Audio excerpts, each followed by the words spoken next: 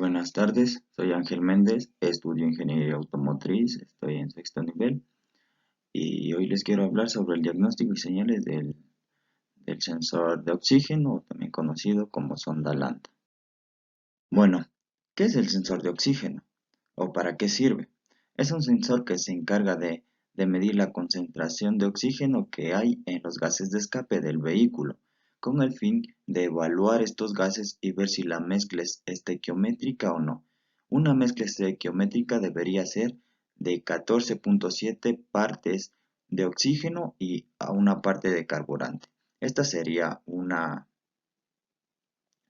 mezcla correcta. Bueno, el sensor de oxígeno es un cilindro cerámico que está todo cubierto. ¿Y qué pasa si este sensor nos falla?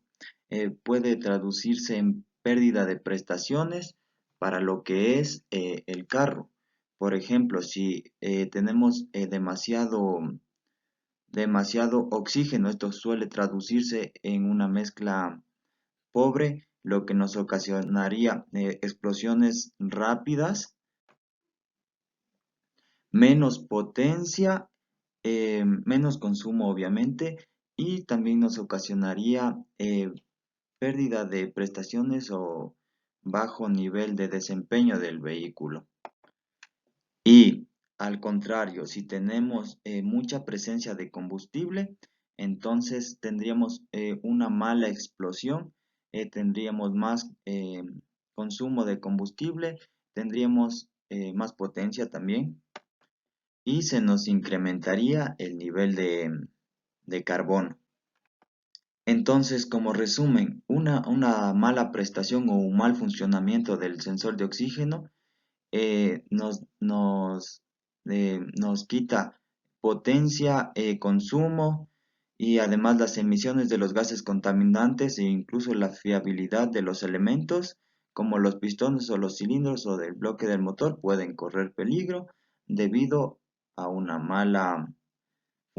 mal funcionamiento del sensor de oxígeno. Así que de los sensores más importantes que tenemos en nuestro vehículo. Bueno, este sensor tiene un precatalizador y un postcatalizador. Entonces ahorita les voy a hablar de qué función desempeña el sensor de oxígeno precatalizador. Y dice que es un sensor de oxígeno que envía la señal eléctrica a la computadora y esta va a calcular la cantidad de aire y combustible a la cámara de combustión para hacer los ajustes si la mezcla es rica o pobre. Y este sensor de oxígeno no trabaja si no está a más de 300 grados Celsius. Este sensor de oxígeno trabaja con voltajes. Envía un voltaje de 0,3 a 0,8. Si es 0,3 significa mezcla pobre, si es 0,8 mezcla rica. Entonces de esta manera nos manda la señal, la EQ reconoce y modifica el pulso de inyección o reduce el pulso de inyección como ésta lo vea necesario. ¿Y cómo funciona la sonda lambda, el sensor de oxígeno postcatalizador? El sensor de oxígeno postcatalizador monitoriza la función de la conversión catalítica de los gases contaminantes para que sean menos contaminantes. Igual manda una señal a la EQ para que el ancho o el pulso de inyección se aumente o se reduzca a sí mismo como el oxígeno que necesite el vehículo. Bueno, a continuación les voy a leer un diagnóstico básico que se puede hacer para ver si el sensor de oxígeno está bien o mal. Entonces, tenemos que tener el motor girando de 350 a 1000 RPM. Se podría decir que a relantín.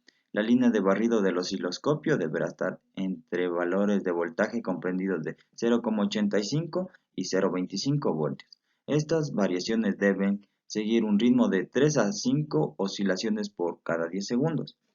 Luego aceleramos el motor que alcance una velocidad de giro de hasta aproximadamente 2300 RPM, manteniendo estable a esa velocidad por 30 segundos como mínimo. Sin variar dicha velocidad de giro, observamos en el osciloscopio las variaciones de voltaje que produce la sonda. Los niveles de tensión máximos y mínimos alcanzados deben ser los mismos que en el caso de relantín. pero el ritmo de las variaciones debería aumentar de 8 a 10 cada 10 segundos. Se utiliza un multímetro para realizar las mismas comprobaciones anteriores. Se deberá disponer para medir voltaje de corriente continua. Si el instrumento no es autorrango, selecciona la escala de 2 voltios. Conectar la punta negativa del multímetro a masa firme del chasis. Conectar la punta al conductor color negro de la sonda. Los niveles de tensión máximos y mínimos, tanto en relantín como a 230 RPM, deben ser los indicados en la medición efectuada por el osciloscopio. Entonces deben ser iguales. Y entonces, si todos estos factores anteriores se cumplen, la cantidad de variaciones que se observan cada 10 segundos, tanto en relantín como a 2300 RPM, deben ser las mismas que indica en el caso de la comprobación con el osciloscopio. Y vemos que de esta manera esté bien. Aquí tenemos una imagen de un osciloscopio que nos está variando de 0,3 a 0,9.